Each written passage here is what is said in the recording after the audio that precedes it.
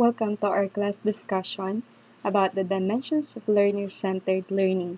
We will talk about the developmental and socio-cultural dimensions of learning, the social and cultural influences on learning, and lastly, we will talk about the social constructivism.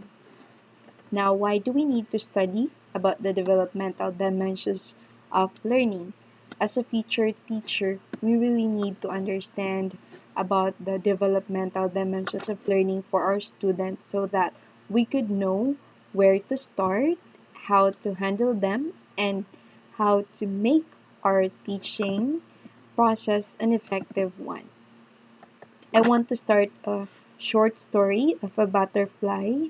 I know that this symbol is really meaningful when when we hear the term or the word development, diba? Kasi yung metamorphosis is something inspirational talaga for us.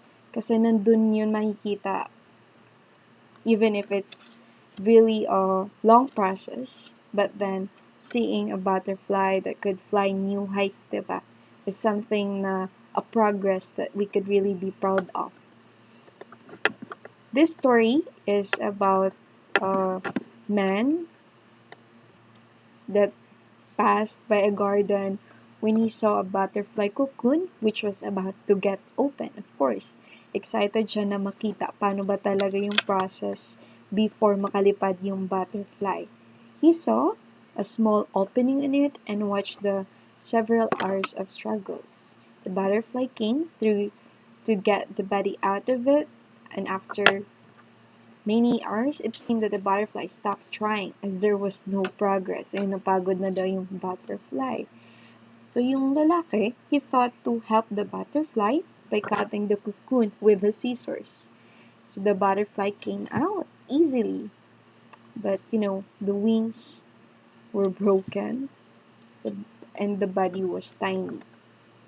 Unfortunately, or the saddest part of it, the butterfly was not able to take flight and spend the rest of its life crawling with a wounded body. In this inspirational story. But what really happened? That's how education really works. Education will be provided by a person, need a teacher. So yung man na yon na tumulong dun sa butterfly could be a teacher, a parent, or a friend of a specific student or specific individual.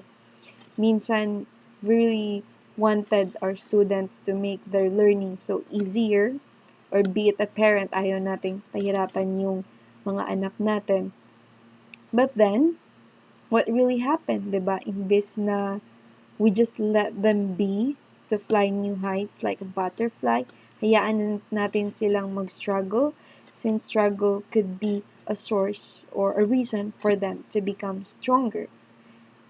The moral of the story, guys, it is actually the nature's way of telling the importance of struggles in life. Sometimes the different kinds of struggles are really needed in life or even in school to make you stronger in the future and never feel disappointed and stop trying when life offers you struggle, but keep on fighting until you see success. Kaya diba pag as a teacher, sometimes we could see our students na mahihirapan talaga sa mga activities o sa mga pinagpagawa natin sa kanila. But we have to be patient enough. Since may mga activities talaga na meaningful and purposeful for them, that you could see them struggle. Minsan nga, in terms of participation, letting your students stand in front would really make them struggle a lot, lalo na pag yung mga batang hindi talaga sanay na magsalita or mga mahiyain.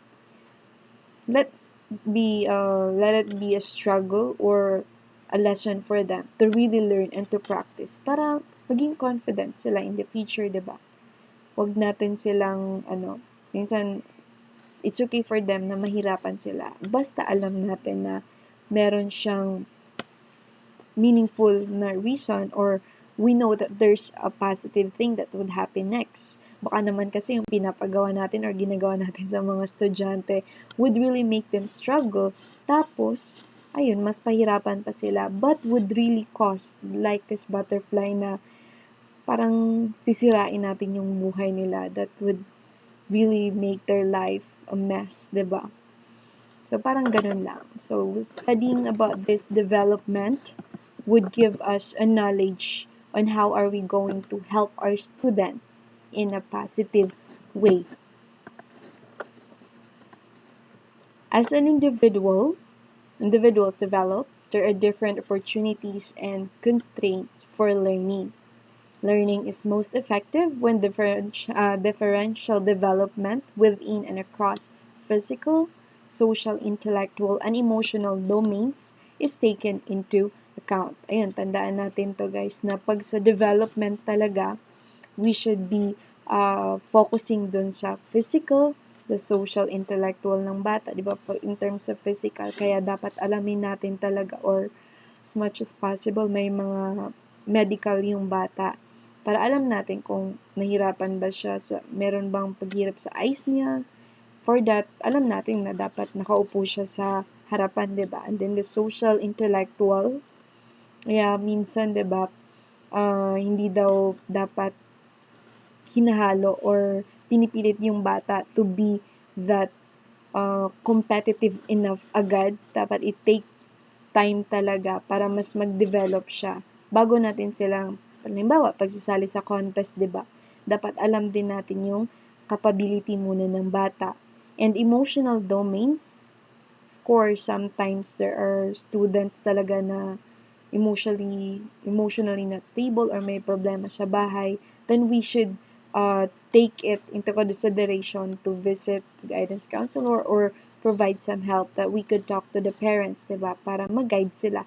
Kasi having this three, kung wala silang physical or may paghihirap sila sa emotions nila, ayun, mahirapan talaga yung learning. And individuals learn best when material is appropriate to their developmental level. Ayun, dapat talaga appropriate dun sa developmental level nila kasi baka parang tulad dun sa butterfly, di ba? Baka yung binibigay natin or ginagawa natin para sa kanila na level of activity ay makakasira pa sa kanila in the future. And the individual development varies across intellectual, social, emotional, and physical domains. Achievement in different instructional domains may also vary. Kaya 'di ba pag sa unang discussion natin, we have different types of learners. Sometimes they learn the best way or they could engage in the classroom in this specific strategy or technique. So parang ganito lang, hindi talaga natin ma-judge yung isang bata or students pag hindi natin na-observe yung developmental dimensions na to nila. Kasi minsan they might be physically okay, but yung emotional nila, it's not okay pala, diba? Ayun. So, paano natin maximize yung learning if merong problema talaga? The cognitive, emotional, and social development of individual learners and how they interpret life experience are affected by, ayan, there are 5, the prior schooling, home, culture, and community. Yan, ito yung sinasabi ko na iba pa rin talaga. Kasi mag-start naman talaga yung learning sa bahay, 'di ba? If the parents are really focused, tapos nasusupport nila yung bata, mas maganda yung mas maganda yung kalalabasan or mas madaling natututo yung isang bata. And we have families relationship, course. Kaya 'di ba pag sa school, as a teacher talaga, we should be having a cooperation or collaboration with the parent para alam nila. Kasi learning will never stop kung sa school lang, 'di ba? Minsan mas marami pa silang learning pag nasa bahay na sila. And the upbringing, of course, kasi pag pinalaki yung bata na would really value so much sa education, then mag-aaral talaga siya ng mabuti, 'di ba? Hindi yung baka napilit lang yung bata or ginugulpi lang para lang mag-aral, 'di ba? But if you really have this, pag ikaw yung upbringing ng isang parent for a student or sa bata, para makita yung kahalagahan ng education, ayun, magpupursige talaga yung estudyante or yung bata, diba? Then the fourth one is the demeanor. So, ano ba tong demeanor na to? Your demeanor is your outward behavior. Yung outward behavior sa panlabas, it includes the way you stand, the way you talk, your facial expressions, and more. Someone with friendly demeanor might smile a lot and look you in the eye, on the eyes while talking to you. Ibig sabihin naman neto, pag demeanor kasi, diba, pag yung bata is really, may positive outlook in life or, alam mo yun, masayahin siya, mas maganda talaga yung learning, diba? Kasi kaya nga, diba, smiling could really affect you. So, minsan pag mag-smile ka lang, yung brain mo would really, na ma-motivate them to be happy, to create the specific hormones then to make you happy. So, parang demeanor din, ganun. So, yung physical outward na anyo ng ating mga student would really be affecting them. Kasi pag yung bata nakasimangot naman talaga inside the classroom or baka takot siya sa inyo as a teacher, would not really help them to learn. Kaya mahalaga din talaga itong demeanor na to. And the principles, of course. Of course, we have different principles in life, be it as students or kahit sa mga bata. May kanya-kanya rin yan silang prinsipyo. Depends dun sa family relationships, sa upbringing, or sa culture din nila. And let's all remember, guys, that student engagement is when a student first committed to their learning goals and values. Ayun, mapapansin nyo yan pag isang bata ay may specific values or may specific na gusto, diba? Kaya minsan yung mga nagtatap na students, kung iniisip nila minsan na gusto kong magtap kasi I want to have this type of reward. So, ayun, magmo-motivate talaga yung bata. May specific goals siya and values and knows why the learning is important, gives their best effort, motivated to help others learn, and lastly, has enhanced sense of their learning.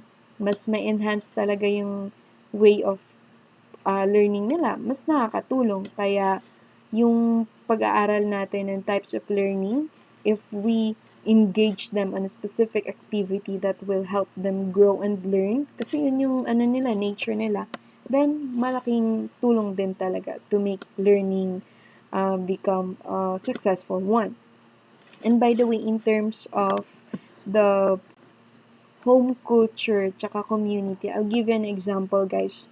I have this, may kakilala akong isang student na part na ng culture ng family nila na pag nag-graduate sila ng college, ay nagkakaroon sila ng 1,000,000. Parang binibigay yun, parang pinag-iipunan ng buong family nila, ng mga relatives nila. So, every time na may gumagraduate, meron silang 1,000,000 to start a business or sila na bahala kung anong gagawin nila yun sa 1,000,000 na yun as long as makatapos sila ng pag-aaral. So, in that way, diba, alam mo, ma-motivate talaga yung isang bata, seeing that culture in the family, kung gaano pinapahalagaan yung education, then they would really study that hard, mag-i-effort sila. And, let's talk about Jean Piaget's contribution to our understanding of the learning process are as important as his contribution to our understanding of stages of development. So, itong theory ni Jean Piaget, ang ating pag-uusapan in terms sa development. Sino ba to si Jean Piaget na to? He was born in Switzerland on August 19, tapos he published his first paper when he was 10. Ayun, diba? Kaya pala hanggang ngayon talaga, in terms of education, imagine nyo naman, diba? At the age of 10, meron na siyang na-publish na paper. Kaya yung theory na to is really something na valid na, alam mo yun, makikita mo talaga kung kasi nagagamit pa rin siya from history or kahit sobrang tagal na yan. Pinanak siya noong 1896 but now, 20s, diba? It's still present. Ganun siya kagaling. He's dedicated himself to finding a biological explanation of knowledge. Ayun. Pag sinabi kasi si Jean Piaget, more on biological explanation talaga siya sa knowledge. His theory of intellectual or cognitive development, published in 1936, is still used today in some branches of education and psychology. It focuses on children from birth through adolescence and characterizes the different stages of development. We have the language ng isang bata, the morals, the memory, and the reasoning. Minsan, di ba, may mga in terms sa dito sa for children or from birth, 'di ba? Merong mga experiments like ano ba yung mga experiment? Marshmallow experiment, 'di ba? Minsan ginagawa din 'yan, uso na din 'yan ngayon. Yung iiwan mo yung isang bata na sabihin mo, "Wag mong kainin tong candy na to ha. After 1 minute babalikan kita." So, minsan, pag ganun, makikita daw dun sa experiment na yun, na paglaki ng bata daw, if he or she has this type of morals or reasoning na susunod siya, mas mataas daw yung percentage na magiging successful yung batang yun. So, in that way, ibig sabihin, makikita na talaga from childhood kung ano daw magiging future. But of course, we could not really judge easily. But according nga sa research, may mataas din yung percentage na nahuhulaan based dun sa language, sa moral, tsaka memory and reasoning ng isang bata. Piaget made several assumptions about children while developing his theory. Para sa kanya, children build their own knowledge based on their experiences. So, the more na marami experiences yung bata, mas marami daw siyang learning. Children learn things on their own without influence from adults or older children. Yan. Pero somewhat like the current situation nowadays, diba? Or sa present, we cannot really say na hindi kailangan ng isang bata ng other people or adults to learn. Sometimes they really need. Pero yun yung kay Piaget, they could learn on their own. And then children are motivated to learn by nature and they don't need rewards as motivation. Grabe si Piaget, no? Kaya siguro 10 years old pa lang siya, nakapublish na siya agad. Kasi nga, ganito yung focus siguro. Or he really experienced it by himself na ganun siya kagaling. Di na kanya kailangan ng rewards as motivation. Nature na siguro niya. So, yun. Ganun yung pagtingin ni Piaget for children. According to him, there are 4 stages of development. We have the sensorimotor, the preoperational stage, the concrete operational stage, and lastly, yung formal operational stage. So, dito sa sensorimotor stage, the child begins to interact with the environment. Pag sa preoperational, the child begins to represent the world symbolically. Then, sa concrete, the child learns rules such as conservation. Pag formal naman, the adolescent, the concrete think about the future, can transcend situations. That's 12 to adulthood. When we say sensorimotor stage, I have here a picture, guys, that would show you kung anong nangyayari during this stage. It's lasting from birth to approximately 24 months. In this stage, the child learns about the world primarily through sensory experiences and movement. Kaya 'di ba pag if you could watch video talaga ng mga parent or reaction ng isang bata, 'di ba yung mga bingi or alam mo yun, deaf na talaga sila, baby pa lang. And then pag ginamitan sila ng hearing aid, you could really see how they smile, 'di ba? Parang pag first time nilang nakarinig ng sounds. Kasi in that yung sa sensory talaga sila mas natututo mas nararamdaman nila yung nasa paligid nila. So that's how it really works. So ganun kasaya pala talaga if complete yung mga sensory organs natin. Lalo na pag sa mga babies. And child knows that an object still exists even when out of sight. That's what we call as object permanence. Ayan, I do love this term, yung object permanence. So, lumalabas din yun sa let. Diba pag yung bata, kasi kahit we have here a picture A, alam niya na may bola siya. Sa picture B, once you hide the the ball, tapos mawala sa tingin nila. But still, that object still exists kahit out of sight na nila. And then, makikita niyo yung reaction nila pag pakita mo na nawala na pala yung bola. Kasi nandun yung nila, expectation that it still be there. That's what they call as object permanence. In the preoperational stage naman, we have this symbolic function. The symbol system children develops include using pictures and spoken words to represent objects and ideas, using letters to represent sounds, and then moving a step further in using the written words to represent meaning. Imagine this one, guys, pag pre-operational lang pala nagsa-start para kay John Piaget. Imagine from 2 to approximately 5 or 6 years of age para sa kanya. Later on, makikita natin yan, guys, na hindi sa lahat ng pagkakataon ay si John Piaget ay tama siya. Some would have a comment or criticism din about sa ginawa nila. Isa na to. Kasi, imagine that one, di ba, even children nowadays, kahit nga 2 years old, or 1 year old pa lang, they could really use symbols already. Maiintindihan na daw nila. Now, let's see. Dito sa pre-operational stage, we have the egocentrism. It's a tendency of the child to see only his point of view and to assume that everyone has also his same point of view. Dito sa picture na to, pag egocentrism, are they looking at me? Is there something on my face? Diba minsan, it's not just for children that this happens. Sometimes, it could be for a person. May mga tendency tayong ganito na akala natin tayo yung, sentro ng mundo ng iba. Pero hindi pala.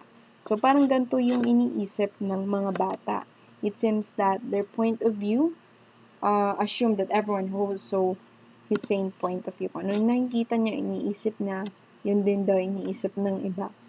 Kaya di ba pag pinapahiya, pag feel ng bata na nahihiya siya or pinahiya siya, that would really happen. Parang, yun na yung na pinahiya siya.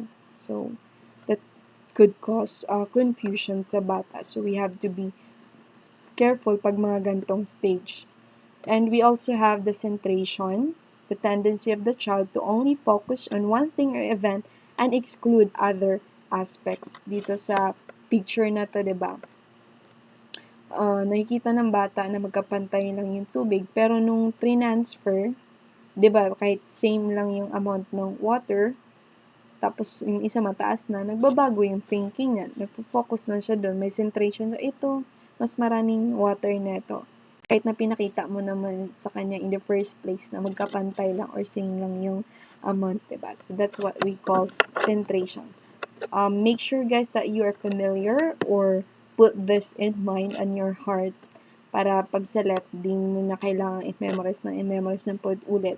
By having this type of meaning, diba? Ego, force, it's more on selfishness or more on focus sa sarili. Then, pag centration, from the word center, diba?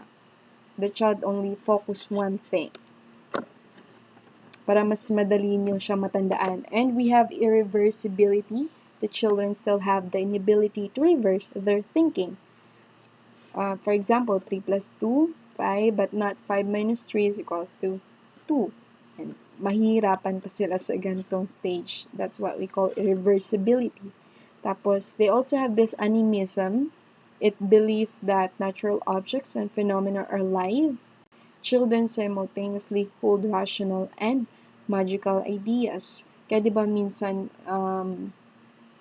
pag nagkipagkwento sila, sinasabi nila na buhay or nakapagsalita yung isang teddy bear or something na may nakikita daw sila. That's what they call animism. They put a life or meron silang mga magical ideas sa mind nila na sila lang yung nakakaalam. That's animism. And the transductive reasoning, the child's type of reasoning that is neither inductive nor deductive. Pag sinabi kasi natin transductive reasoning, it's the reasoning from one particular to another, and indifference to cause and effect relations. Alam niyo yung mga unconventional connections, yun yung sinasabing transductive. parang wala namang connection, pero they make connection in it. We have it, example, I haven't had a nap, so it isn't afternoon. So, sanay sila pag nagnanap, so ibig sabihin tanghali. Pero pag hindi sila nakapag-nap, ayun, yun naman yung connection ng iniisip nila or mga ginagawa nila. That's what we call unconventional connections for transductive reasoning. Ayun, minsan diba magtataka ka, anong connection nun? Pero for the child's mind, minsan ganun yung iniisip talaga nila. In the concrete operational stage, this is approximately 6 to 11 or 12 years of age. Children become capable to mental operations and applying logical thought to concrete objects and situations. And however, at this age, children's use of mental operations and their ability to apply logic is effective only if they have concrete, tangible objects to which they can refer. Children begin to manipulate data mentally. Kaya sa mga gantong age ng bata talaga, 6 to 11 or 12 years of age, dapat meron silang nahahawakan. For example, ang ituturo mo sa kanila ay science subject. You should really prepare talaga instructional materials na mahawakan nila or they could manipulate kasi that's the way yung developmental daw, that's how their mental operations operate. And in that ability, mas effective talaga yung pag merong tangible or nahahawakan sila. We have here, children begin to understand logical reasoning. May pusa. So, in their mind, pag nag-hatching sila, may sila, nakapag-isip na sila na, ito pala yung pusa ng dahilan. Kaya, di ba, dapat meron talaga silang tangible objects na pwede nilang i-refer. Huwag tayong, halimbawa, magtuturo ka daw sa magandang age, you could provide pictures for them, or mas maganda daw pag tangible talaga. Para kay John Piaget to, ha.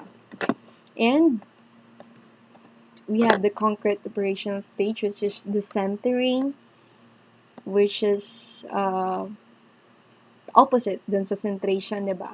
The centering, it's ability of the child to perceive different features of objects and situations, no longer focused or limited on one aspect daw or dimensions. And we have the reversibility. Child can now follow the certain operations can be done in reverse, diba? Pag una daw kasi, diba kanina, pag dito sa preoperational, hirap pa yung bata to see the difference. But during this concrete operational stage, meron na silang reversibility. Can be done in reverse. Then the conservation, the ability to know that certain properties of objects like number, mass, the volume, or area do not change even there is a change in appearance.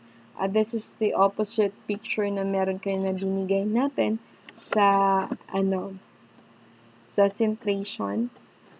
Dito, ayan, sa centration, diba? Mas nagpo-focus sila sa height. But for this concrete, alam na nila, may conservation na sila na type of ability. And then, lastly, the seriation. It refers to the ability of the child to arrange things in a series based on one dimension like weight, height, volume, or size. Ay, nakakasagot na sila kung paano yan. But nowadays, no, yung seriation, it's not just for students na 6 years old and above. Yung tulad nga sinabi ni Piaget, diba? Seriation could be done for 1-2 years old, lalo na sa mga batang talaga matatalino. Kasi sabi nga nila, diba, yung mga bata nga ngayon ay mas mataas daw yung level ng intelligence. Now, let's see.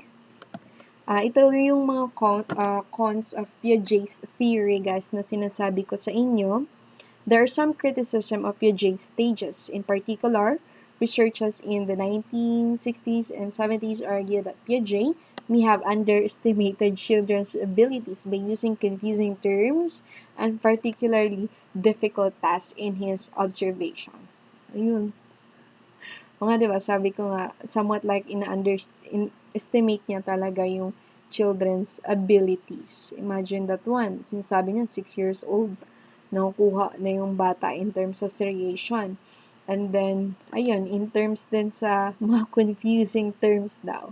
But, wala lumalabas din talaga yun sa let, or kailangan talaga natin yan. Kasi even if it's cons, it's something talaga that useful for us as educators, diba? Since we could really know kung paano i-describe yung specific na ability na yan. There's a certain term, diba, na kailangan nating tandaan. And then Piaget's theory also expects children of a certain stage to primarily be at that stage across the board with all the tasks presented to them. Kaya kasi dito kasi nagiging con siya kasi what if with the other students na may mga problems, diba, or emotionally may problem, or be it physically, diba? So, what will really happen kung hindi magawa nung isang bata, diba, yung isang activity na gustong ipagawa dito sa certain stage na to? Does it make them feel, foolish, or hindi na naiintindihan? Or hindi sila karapat-dapat sa gantong stage na to? Baka, grade 6 pa lang tapos yung mindset ng bata, pang pre-operational stage pa. Yun yung isa sa cons talaga kay Piaget's theory. And Piaget's theory also explains that trying to teach children particularly advanced concepts would be unsuccessful. Kasi nga, dapat dito lang sa stage na to, yun lang yung i-focus, yun lang ipapagawa sa bata. Dapat hindi natin sila i-advance kasi masisira or hindi magiging successful daw. And last, Piaget primarily examined white middle-class children from developed countries only. Dito sa sinasabi na advanced concept would be unsuccessful pala. Kasi 'di ba nowadays kahit grade 1 yan tapos nagko-common, 'di ba? If you could really observe, minsan pag binibigyan sila ng advanced na concepts, mas nagiging mas nagiging fast learner sila or nakakusunod sila sa mga contest kasi nga binibigyan sila ng advanced lessons. And Piaget's primarily examined, totoo to. Kasi what if dito sa Philippines are we going to use dito sa sa theory niya, if it really works or magiging valid ba pag gagamitin dito sa Pilipinas? In other studies kasi, children have been successful with demonstrating of certain concepts of skills when they were presented in a simpler way. And then, dito kasi sa Piaget, children may be able to learn advanced ideas with brief instruction, and children may be more adaptable and competent than Piaget's stages give them credit for. Malay mo, diba, pag mas magagaling pala yung mga bata sa specific na bansa na yan or sa specific school na yan. So, kaya hindi sila talaga nagsistick din dito sa theory ni Piaget. And then, we'll talk about the 5 or the 6 dimensions of learning. Sabi nila 5 lang talaga daw yung dimensions, but currently, gusto nilang idagdag tong the 6th dimension. Now, let's find out kung ano yung pang-anim na yan. Learning theorists have argued that learning and development are not like an assembly line which can be broken down into discrete steps occurring with machine time precision, but an organic process that unfolds in complex ways according to its own pace and rhythm. Yun, dapat daw talaga ang learning and development can be broken down, or mas maganda talaga magsama yung dalawa. But it doesn't mean tulad kay Piaget, diba, na ang nangyari ay na-focus tuloy dun sa development imbis na sa learning and providing brief instruction or pagbibigay ng mga advanced concepts. And teaching and learning occurs in complex ecosystem, dynamic environments where teachers, students, the materials and supplies, text, technologies, concepts, and social structures and architectures are interdependently related and interactive. Ayun. I do love this term, yung dalawang to, interdependently related, and interactive. Kasi ganun dapat yung teaching and learning, di ba? It's not just inside the classroom, but it should also happen outside or kahit in using technology or some architecture, diba, somewhat like related siya or nakikitaan talaga natin ng practical use yung mga tinuturo natin sa kanila. Individually, learners can expect to make progress across the 5 dimensions. The first one is the confidence and independence. Yan, ito yung pinaka-first. We see growth and development when learners' confidence and interdependence becomes congruent with their actual abilities and skills. Content, knowledge, use of experience, and reflectiveness about their own learning. Diba, maganda talaga pag nakikitaan mo yung estudyante mo na meron siyang confidence and have this interdependence. Kasi mas mapapabilis talaga at mas magiging maganda yung learning niya. Ito din, reflectiveness about their own learning. Of course, for how many times na natin natatackle to guys na dapat talaga merong reflection or reflectiveness about our own learning. Baka kasi mali na yung nalalaman natin or it needs to be reformed. Halimbawa, we have here an example, halimbawa, in a science class, for example, an overconfident student has relied on faulty or underdeveloped skills and strategies, learn to seek help when facing an obstacle, or a shy student begins to trust her own abilities and to insist on presenting her own point of view and discussion. Diba? Yun yung sinasabi na meron siyang dimension of learning na. Kasi may confidence na siya. So that's the first thing. And we have the skills and strategies. It represents the know-how aspects of learning. When we speak of performance or mastery, we generally mean that learners have developed skills and strategies to function successfully in a certain situations. Kasi pag meron naman siyang skills and strategies, then mas mabilis na lang yun sa kanya, diba? In terms of performance or mastery. Most of the time kasi pag skills, halimbawa, playing an instrument, diba? Dapat talaga siya, napapractice niya or ma-master na yung skills na yun to make sure na may natutunan talaga siya. And we have the knowledge and understanding. It refers to the content knowledge gained in particular subject areas and the most familiar dimensions focusing on the know-what aspect of learning. Ayan, know-what aspect daw yan. Kanina sa skills and strategies, it's the know-how aspect of learning. So, opposite yung dalawa. And these are typical content questions. Of course, this is a content questions kasi more on objective type or kung ano yung nilalaman ng lesson. Knowledge and understanding in such classes includes what students are learning about the topics, research methods, yung mga theories, concepts, and practices of discipline. But of course, I have here an example, guys. Pag sa knowledge, it's more on the what. Pag understanding, mas malalim siya sa how, more on sa comprehension. And wisdom, this is something, the greater way of learning for me talaga, ang wisdom. Kasi it would answer why it exists. And it would give us a better way of help us to make a decision. And then perception and purpose. Yun yung tatlong yan talaga. So, ibig sabihin, mas mataas talaga yung wisdom. So, I hope that once, even me, I'm hoping that my way of learning talaga ay nandun na sa wisdom na part. Hindi lang focus sa knowledge or sa understanding. Kasi if we could see the purpose why we are studying this, diba? And why it exists, then we could really make a better decision. So, in that way, meron tayong practical use sa kung ano may nalalaman natin. And the use of prior and emerging experience involves learners' abilities to draw on their own experience and connect it to their work.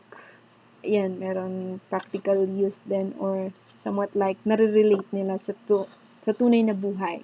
A crucial but often unrecognized dimensions of learning is the capacity to make use of prior experience as well as emerging experience in new situations. Ganda niyan. and it is necessary to observe learners over a period of time while they engage in a variety of activities in order to account for the development of this important capability, which is at the heart of creative thinking and its application. Yun, di ba? It's the heart of creative thinking and its application. I remember before na isa daw sa pinaka mabilis na gawin para matuto tayong mas ma-remember natin yung isang specific language. I had a professor before na mas natuto daw siya sa language na Japanese or Nihongo nung tumira daw siya sa Japan. So in that way, 'di ba? Using yung learning niya, may practical use at nagagamit niya directly dun sa experience niya, mas mapapabilis talaga yung pag-aalala or mastery nung isang language niya, lalo na dun sa Nihongo. Kasi minsan, di ba, I even tried it before na trying to remember specific words sa Nihongo just for me to really learn a lot about it. Pero minsan, it could be more on memorizing na lang kung paano i-pronounce. But then, nawawala lang din pala talaga yon once we're not really using it, diba? Sa experience or di natin ginagamit sa totoong buhay. Kaya, unti-unti din siyang nawawala. But, if you could, ito, isa sa dimension na may learning talaga is we could really apply it. Then, the fifth one is the reflection. It refers to developing awareness of the learner's own learning process as well as more analytical approaches to the subject being studied. Ayan, pag nagre-reflect ka daw talaga, it's an analytical approach daw. And we are referring to the development of the learner's ability to step back and consider situation critically and analytically with growing insight into his or her own learning process. That's a kind of metacognition. Ayan, metacognition daw guys ang once we practice reflection. Kasi we are thinking about thinking, di ba? Yan yung metacognitive. Bakit natin naiisip yan? We're trying to think of it. And learners need to develop this ability din talaga to use what they are learning in other contexts, to recognize din yung mga limitations or obstacles confronting them in a given situation, to take advantage of their prior knowledge, tsaka yung experience. And of course, para ma-strengthen yung mga performance nila, di ba? Kasi pag wala kang reflection, parang tanggap ka lang ng mga, or parang nagbabasa ka lang ng libro, di ba? You're just merely reading it with your own eyes without even observing it in your heart, in your mind, without having this type of reflection. So, hindi mo talaga siya matatandaan, di ba? But if you are thinking, you have the metacognition, o nagre-reflect ka, mas nakikita na yan. Ayun, meron na siya talagang dimension ng learning. And it provides the big picture for the specific details. O, diba? Imagine that one. Be it a sentence lang or a paragraph, but doing a reflection daw talaga would provide us the big picture. Kasi pag you are reflecting, you are making your learning more meaningful. Tapos mas mapapalawak mo. Kasi once you reflect, you could relate something, ma-integrate mo yung natutunan mo dito before, or like that, diba? Mas maganda talaga. Nakikita mo yung big picture sa mga specific details. Kaya, dito yung pumapasok, diba? We have the knowledge, understanding. Pag knowledge kasi, you could identify what specific details or mga facts, you could remember it. Pag sa understanding, naintindihan mo, mas malalim na siya. Pero pag wisdom, doon na pumapasok yung reflection talaga. Kasi iniisip mo na yung bakit kailangan mo siyang tandaan, or it's more on seeing the big picture na. Then, lastly, ito yung nagiging additional. Kaya siya the sixth, guys. Fifth, 5, or 6. Kasi yung 6, it's an optional dimension. We have the creativity, originality, and imagination. Maybe you might be asking this question, mahalaga to in terms sa learning. Pero bakit siya nagiging optional lang in terms sa learning? Now, let's find out. In all fields, the primary contribution to the field at the highest levels are the results of creative or imaginative work. Even in the early stages of learning in discipline, exploration, and experimentation, taking new or unexpected perspectives and playfulness should be recognized and encouraged as a natural part of the learning process. Totoo nga naman, di ba? Kasi it's the highest levels or mas napapaganda yung gawa ng isang bata pag meron siyang creativity or imaginative type of work. Pero bakit kaya? If we hope to foster this quality in students' thinking and development, it is important to encourage it, next to document it, and to explicitly make it a value. We make this dimension optional, so ito yung reason talaga. Kasi nga daw, there are certain classes that depend on the transfer of information. Halimbawa daw is yung sa human anatomy, wherein the acquisition of fundamentally technical skills dito sa calculus or sa mga math subjects, where creativity and imagination may not play a significant role. Kaya pala, nagiging optional siya kasi hindi siya pwedeng gamitin in a generally or universal way sa lahat ng subject. Totoo naman, di ba? Sa math or sa mga human anatomy, di mo mababasta-bastang ma-add yung creativity, originality, or imagination kasi you are really speaking about facts, di ba?